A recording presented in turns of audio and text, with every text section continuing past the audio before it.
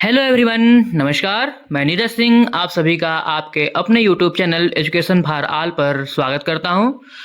साथियों, हम सभी लोग एनसीईआरटी पाठ्यक्रम पर आधारित एनसीईआरटी साइंस का अध्ययन कर रहे हैं, जिसके सहायता से हम सभी लोग सीटेट पेपर 2, बीपीएससी टीआरई 4 तथा अन्य सभी प्रतियोगी परीक्षाएं जिसमें विज्ञान से प्रश्न पूछे जाते हैं, उन सभी प्रतियोगी परीक्षाओं में विज्ञान में अच्छे से अच्छे अंक प्राप्त कर सकते हैं।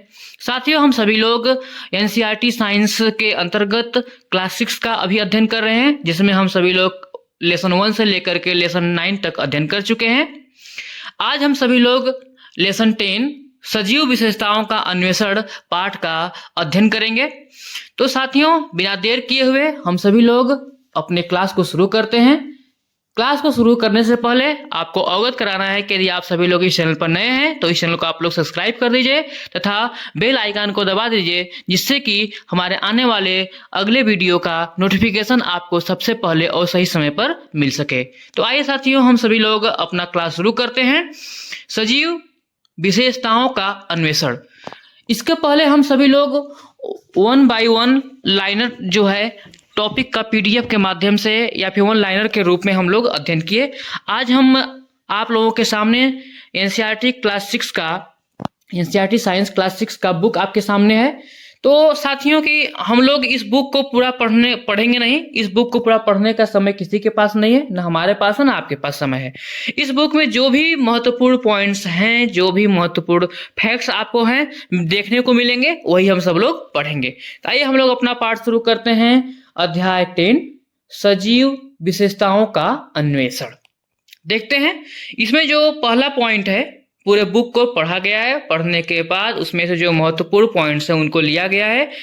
इसे अध्ययन करके आप लोग सीटेट पेपर 2, बीपीएससी टीआरई 4 या अन्य सभी प्रतियोगी परीक्षाओं में अच्छे अंक प्राप्त कर सकते हैं।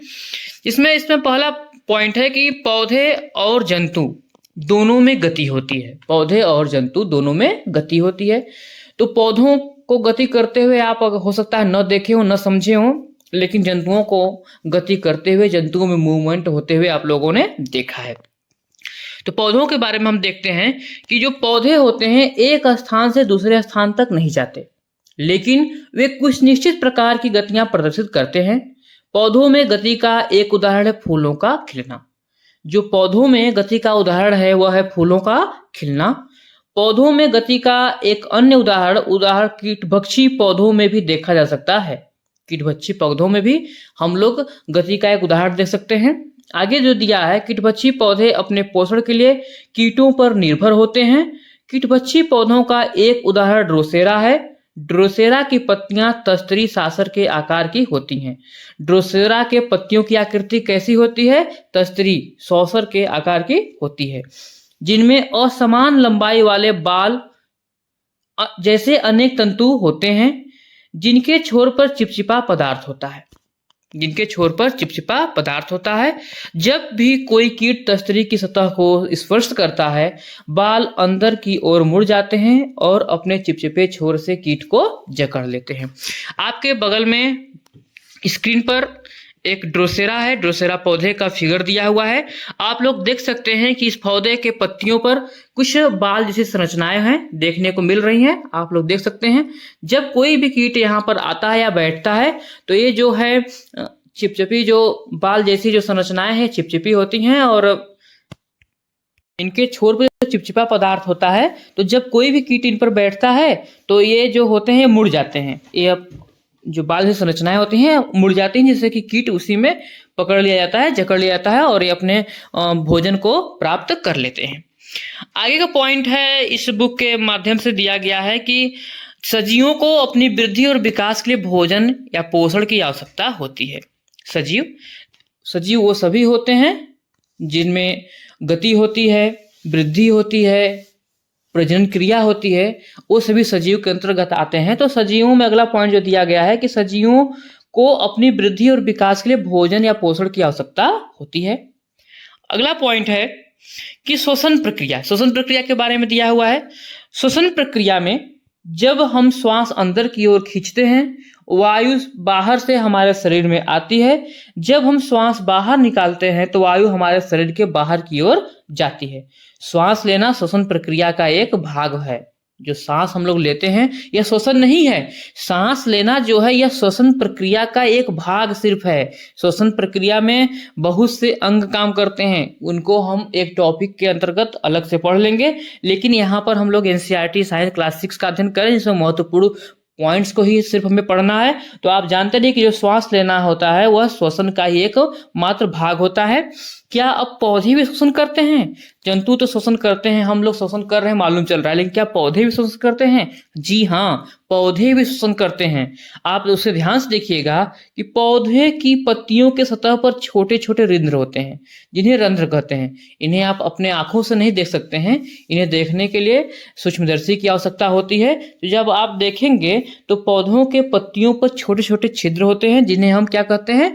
रंध्र कहते हैं। और ये छिद्र पौधे के शरीर में वायु के अंदर लेने और बाहर करने में सहायता करते हैं।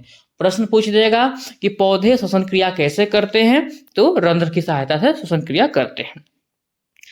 आगे है कि शरीर से अपशिष्ट उत्पाद, अगला पॉइंट जो है, शरीर से अपशिष्ट उत्पाद के निष्कासन को उत्सर्जन कहते हैं। जंतुओं में उत्सर्जन के एक उत्पाद के रूप में मूत्र भी निर्मित होता है। जंतुओं में जो एक अपशिष्ट पदार्थ होता है वो मूत्र होता है, वो तो आप समझ गए। लेकिन क्या पौधों में भी उत्सर्जन होता है? जी हाँ, पौधों में भी उत्सर्जन की क्रिया होती है। आप सभी लोग ध्यान से अगर देखेंगे तो कुछ घास हैं, पौधे हैं, तो उनकी पत्तियों पर कुछ पानी की बूंदें दिखाई देती हैं। कुछ सूक्ष्म बूंदों के रूप में जल एवं खनिज जो होते हैं सूक्ष्म बूंदों के रूप में उत्सर्जित होते हैं, दिखाई देते हैं। तो इससे स्पष्ट होता है कि पौधे भी उत्सर्जन का कार्य करते हैं। आगे है इस बुक के अंतर्गत कि कोई भी वस्तु या कोई घटना जो सजीवों को अनुक्रिया करने के लिए प्रेरित करती है उद्दीपन कहलाती है। ये तो आप समझ गए। अब ये प्रश्न इसमें है कि क्या पौधों में उद्दीपन होता है? हाँ, पौधों में भी उद्दीपन होता है। देखते हैं, पौधे भी उद्दीपन के प्रति अनुक्रिया करते हैं। उदाहरणार्थ छुई मुई, छुई मुई को लज्जालू या टच मी नॉट या मिमोसा तीनों नाम से जानते हैं। छुई मुई को लज्जालू या टच मी नॉट या मिमोसा इस तीनों नाम से भी जानते हैं। पौधों को छूने पर वे अपनी पत्तियां बंद कर लेते हैं। और आप सभी लोग देखे होंगे कि बहुत से पौधे होते हैं जो सूर्यास्त होने पर अपनी पत्तियों को सिकोड़ लेते हैं। तो हम यह कह सकते हैं कि पौधों में भी उद्दीपन होने पर वे सभी अनुक्रिया करते हैं। आगे है, आपके सामने छुई मुई का पौधा है, इसका एक फिगर दिखाया गया है, आप इसे देख सकते हैं। अगला पॉइंट है कि जनन, सभी सजीव जनन करते हैं। जो सजीव होते हैं वे सभी जनन की क्रिया करते हैं। तो क्या जंतुओं में भी जनन होता है? जंतुओं में भी जनन होता है और पौधों में भी जनन होता है। जितने भी सजीव होंगे वे सभी जनन की क्रिया करते हैं। देखते हैं कि सभी सजीव जनन करते हैं। तो जो जनन प्रक्रिया होती है वो पौधों और जंतुओं दोनों में होती है। तो जनन क्या होता है पहले यह देख लेते हैं। जनन क्या है कि जनन अपनी तरह के नवजातों को जन्म देने की प्रक्रिया है। मतलब अपनी तरह ही कोई संतति पैदा करना, अपना ही तरह कोई शिशु पैदा करना है या अपनी पीढ़ी को निरंतर चलाना है, वही जनन प्रक्रिया होता है, वही प्रजनन कहलाता है। और यह जीवन की निरंतरता के लिए आवश्यक होता है। जब कोई सजीव जीवित रहने के सभी संसाधनों भोजन, वायु और जल की उपलब्धता होने पर भी उपयुक्त सभी लक्षणों को प्रदर्शित करने में सक्षम नहीं होता तो उसे मृत कहते हैं। अर्थात जब कोई भी सजीव जीवित रहने के सभी संसाधन जैसे भोजन है, वायु है, जल है, इन सभी की उपलब्धता होने के बाद भी ना ही उद्दीपन को प्रदर्शित करता है, ना ही गति को प्रदर्शित करता है, ना ही उसमें जनन की क्रिया होती है, तो वो क्या है? वह मृत होता है, वह मृत कहलाता है। सभी सजीव गति प्रदर्शित करते हैं, उन्हें भोजन की आवश्यकता होती है, वे वृद्धि करते हैं, श्वसन करते हैं, जनन करते हैं, उत्सर्जन करते हैं, उद्दीपन के प्रति अनुक्रिया करते हैं और अंततः मर जाते हैं।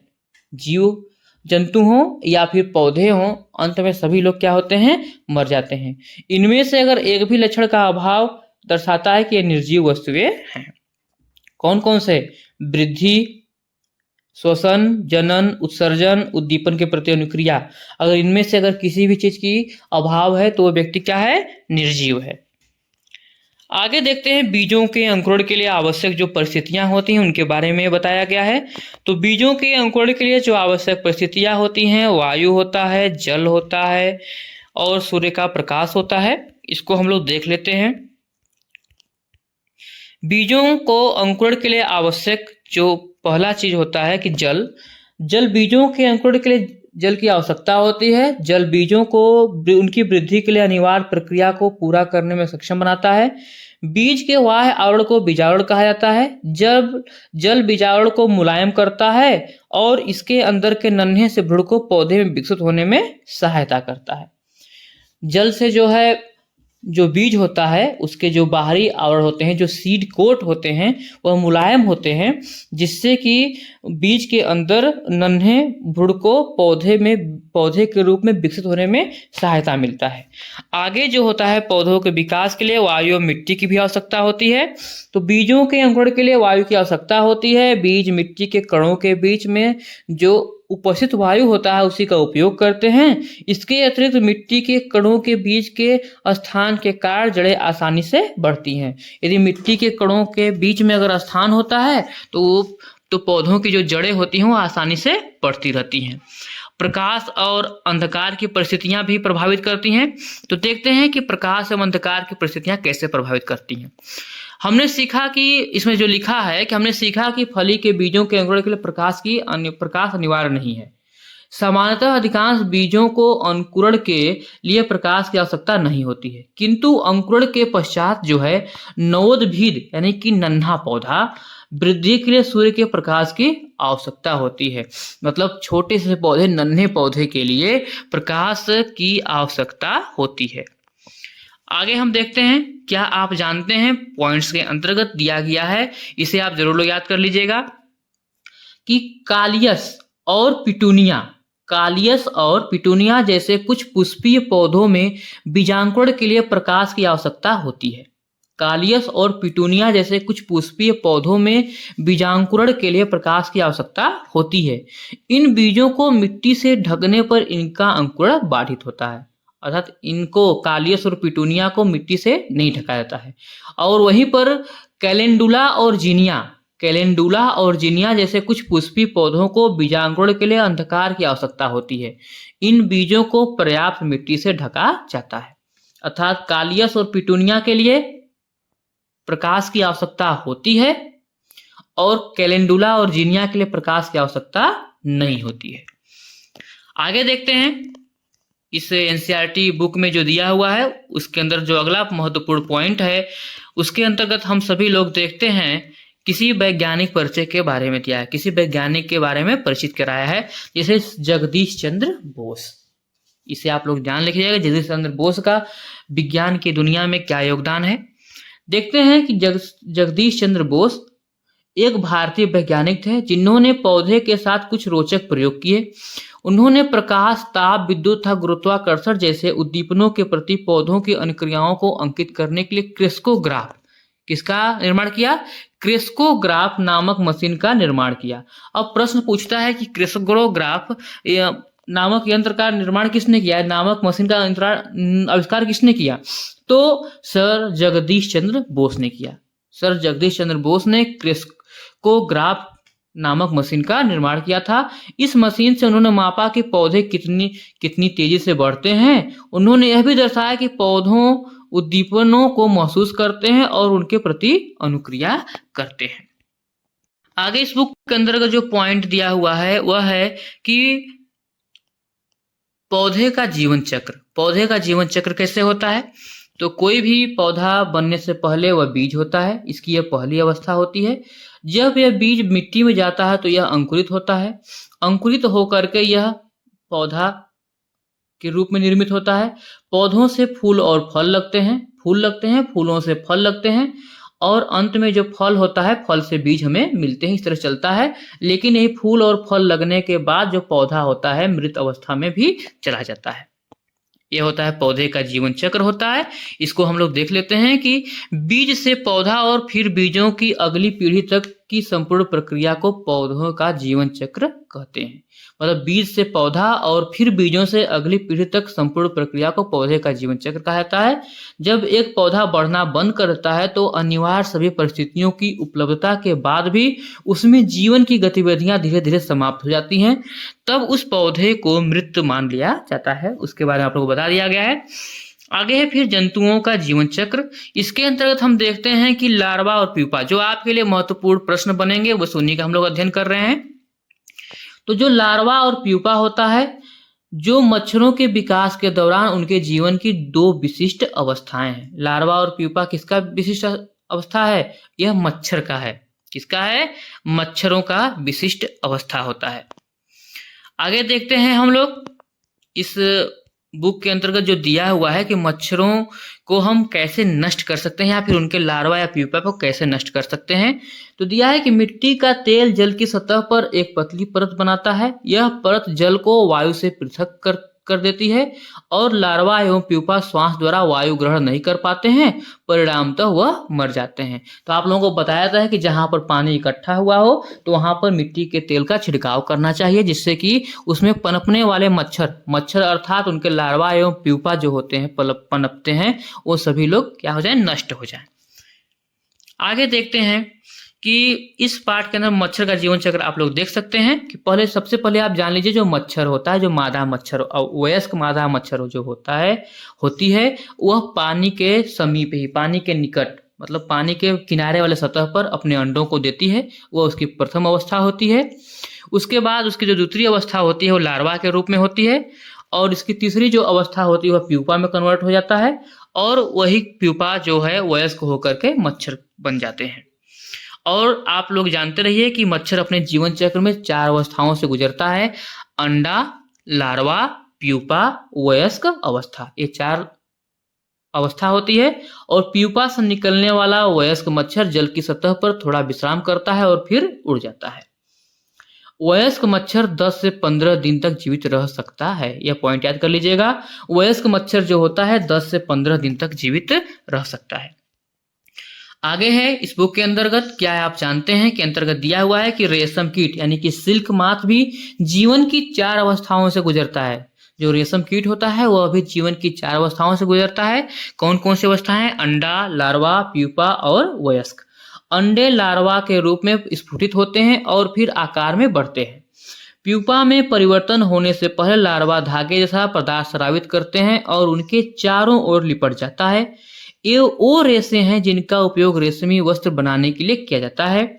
भारत में खादी और ग्रामोद्योग आयोग KVIC ने रेशम के उत्पादन के लिए अनेक केंद्र स्थापित किए हैं। तो इसमें महत्वपूर्ण पॉइंट जो है कि रेशम कीट जो है यह भी 4 अवस्थाओं से होकर गुजरता है: अंडा, लार्वा, प्यूपा और वयस्क। आगे जाते हैं मेढक का जीवन चक्र। जो बुक के अंतर्गत दिया हुआ मेढक का जीवन चक्र, इसमें देखते हैं कि आप कभी भी अगर ध्यान दिए होंगे तो जो तालाब के किनारे जल की सतह पर सफेद जेली जैसे किसी पदार्थ का अवलोकन आप कर सकते हैं। इसका चित्र अभी आप लोगों को दिखाया जाएगा। यह जेली जैसा पदार्थ जो होता है जल में उसके आसपास उगने वाले किसी पौधे के साथ भी संलग्न हो सकता है। यह जेली जैसा पदार्थ जो होता है मेढक के अंडे का समूह होता है, जिसे जलांडक के रूप में जाना जाता है। तो जलांडक क्या है? यह मेढक के अंडे का एक समूह होता है। आप लोग इसे फिगर में देख लीजिए। आप यह देख सकते हैं कि यह है फिगर, यह देखिए जलांडक है या यहाँ पर है, यह किसी पौधे से भी इकट्ठा हुआ जुड़ा हुआ है, किसी पौधे से सटा हुआ है, तो यह जलांडक है। आगे देखते हैं इस पाठ के अंदर कि मेढक के जीवन चक्र में 4 अवस्थाएं होती हैं। मेढक के जीवन चक्र में कितनी अवस्थाएं होती हैं? 4 अवस्थाएं होती हैं। अभी हम लोग रेशम कीट के बारे में भी पढ़े, उनकी भी 4 अवस्थाएं होती है। मच्छर के जीवन चक्र में पढ़े तो उसमें भी 4 अवस्थाएं होती हैं। मेढक के जीवन चक्र की भी 4 अवस्थाएं मिलती हैं। पहली अवस्था होती है अंडा अवस्था, जो भ्रूण अवस्था में परिवर्तित होता है। दूसरा होता है टैडपोल अवस्था, जिसमें पहले पूंछ युक्त तथा पैर विहीन प्रारंभिक अवस्था है और पीछे पैरों सहित बाद की अवस्था होती है। तीसरा अवस्था होता है मंडूकक फ्रैगलेट और चौथा अवस्था होता है वयस्क मेढक, जिसे आप चित्र के माध्यम से देख सकते हैं। इस तरह से एनसीईआरटी साइंस क्लास 6 के पाठ सजीव विशेषताओं का अन्वेषण पाठ समाप्त हुआ। आप सभी का वीडियो देखने के लिए बहुत बहुत धन्यवाद। आप सभी लोग तब तक स्वस्थ रहिए, मस्त रहिए और सीखते रहिए। मिलते हैं हम सभी लोग नेक्स्ट वीडियो में। धन्यवाद।